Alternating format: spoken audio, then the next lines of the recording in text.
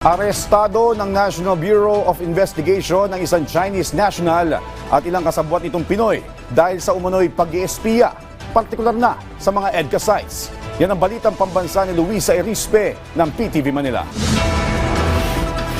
Iniharap sa Department of Justice ngayong araw ang isang Chinese national na natimbog ng National Bureau of Investigation noong Biyernes ng gabi sa Makati City dahil sa umano'y pang-espiya. Kinilala ang sospek bilang si Deng Yuanqing na isang software engineer at 5 taon na umanong naninirahan sa Pilipinas. Hinihinalang espiya ang Chinese dahil nakita sa sasakyan nito ang isang LiDAR sensor na nakakakuha umano ng 3D image at lokasyon ng mga gusali mula sa labas ng istruktura. Posibleng real-time ang pagpapadala ng mga nakukuhang impormasyon nito sa China.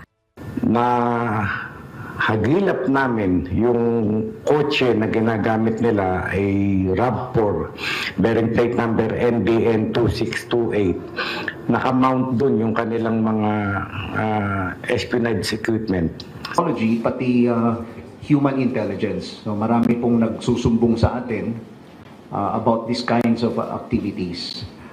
This is the same type of intelligence that we are also using against POGOs. No? Kaya po nakikita natin sila.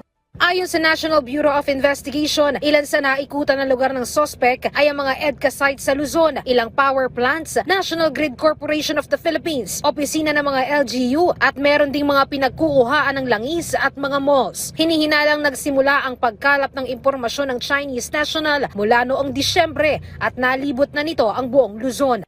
Nag-frequent sila sa mga critical infrastructure.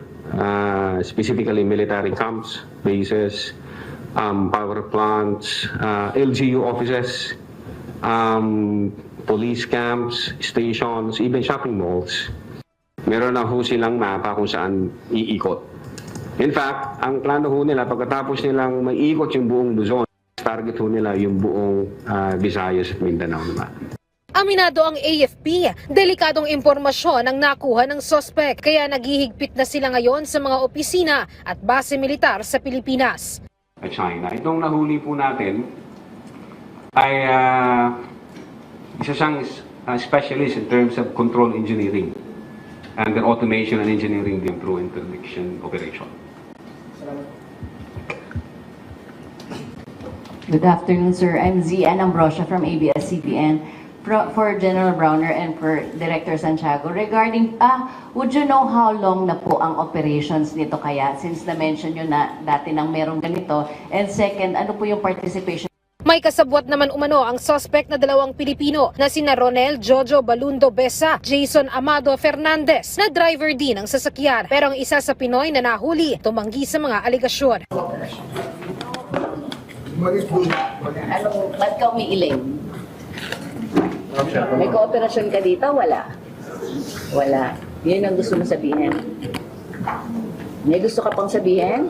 Tinutuntun na sa ngayon ng NBI ang tumatayo umanong financier ng Chinese na linggo-linggong nagpapadala ng higit 1 milyong piso sa bangko. Binubusisi rin nila kung may connection ba ang suspect sa People's Liberation Army Science University sa Nanjing, China. Inaalam rin ng mga otoridad kung may kinalaman sa pang-espiya ang mismong pamahalaan ng China. Mula sa People's Television Network, Luisa Erispe para sa Balitang Pambansa.